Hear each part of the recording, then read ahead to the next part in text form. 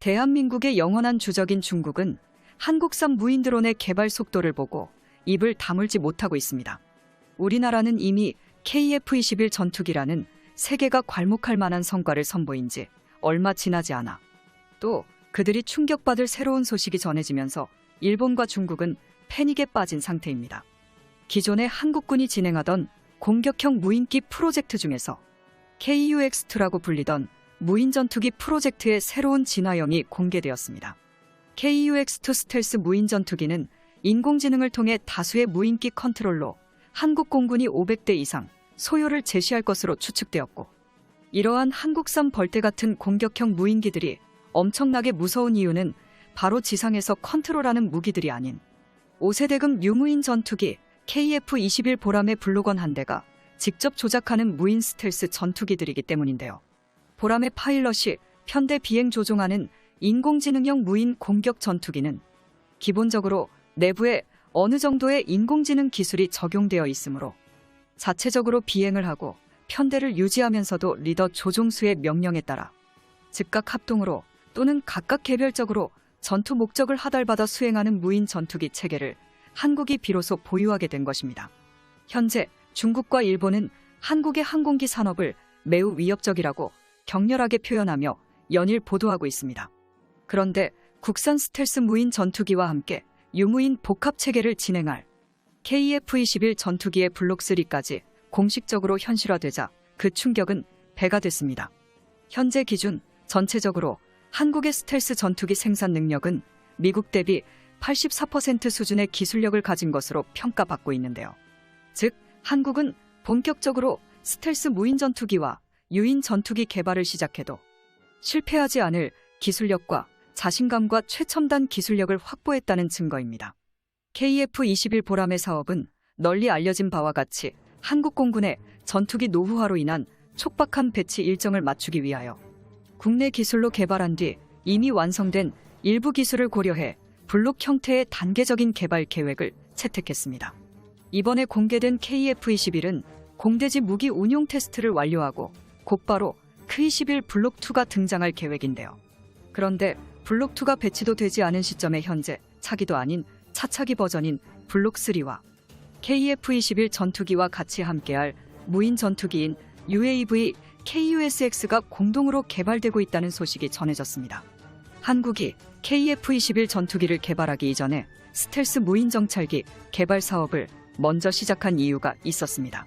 그 이유는 바로 스텔스 무인 전투기 사업을 통해 개발되는 내장형 웨폰베이 기술, 스텔스 향상 및 RAM 기술, 매립형 EOTS 기술, 통신 안테나 기술 모두가 KF-21 블록3에 그대로 도입될 기술들이기 때문입니다.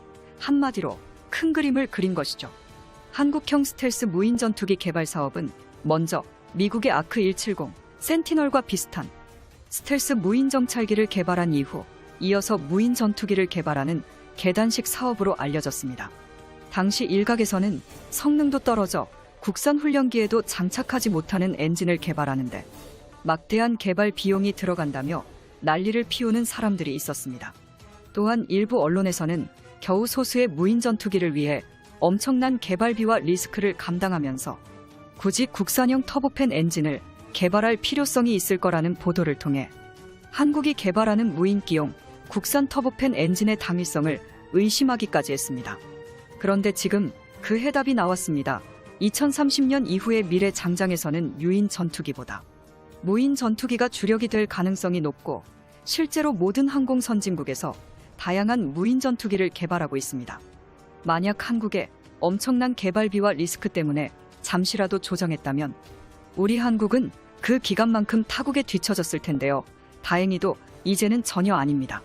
이어서 스텔스 무인 전투기와 함께 운용할 KF-21 사업 초창기인 2014년 당시 국방과학연구소는 KF-21 블록1, 블록2 계획과 블록3 개념도 함께 공개한 적이 있었는데요.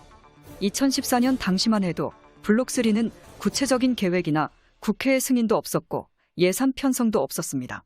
또한 국방과학연구소에 따르면 KF-21 블록3는 F-35 수준의 레이더 반사 면적을 갖춘 스텔스기가 될 수 있을 것이라고만 조심스럽게 언급했었죠.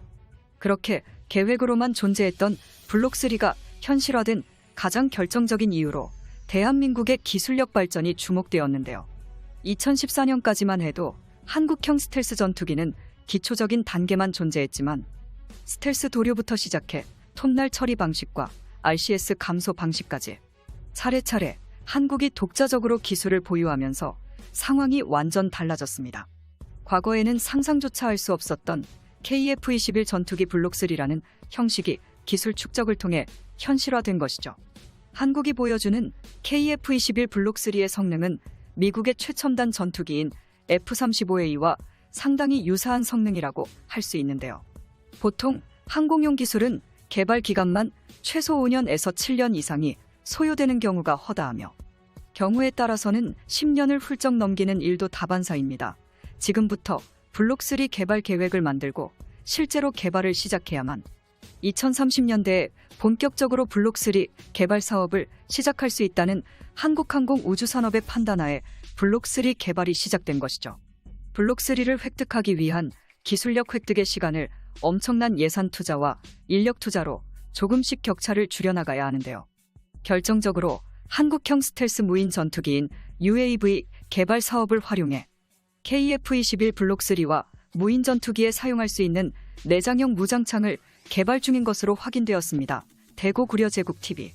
한국형 내장형 무장창은 F-35 전투기의 DA-SEO와 유사한 매립형 방식이며 이외에도 스텔스 형상의 전자광학 조준 장비 등 KF-21 블록3에 필요한 스텔스 기반 기술 개발 일정을 실제로 계획해 두었습니다.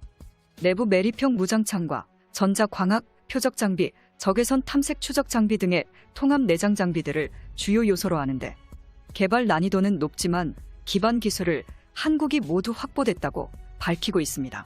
따라서 KF-21 블록3는 다른 나라의 도움 없이 순수하게 우리 기술력으로 충분히 개발할 수 있다고 밝힌 것입니다.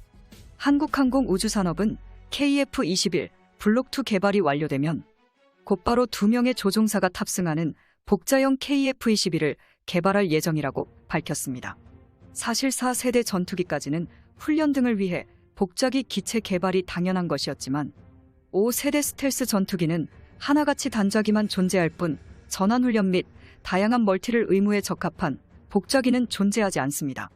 그 이유로 5세대 전투기는 강력한 임무 지원 시스템을 갖추어 구조 훈련기가 필요 없어진 데다 첨단 작전 지원 소프트웨어 덕분에 그만큼 조종사의 작전 업무량이 크게 감소되었는데요.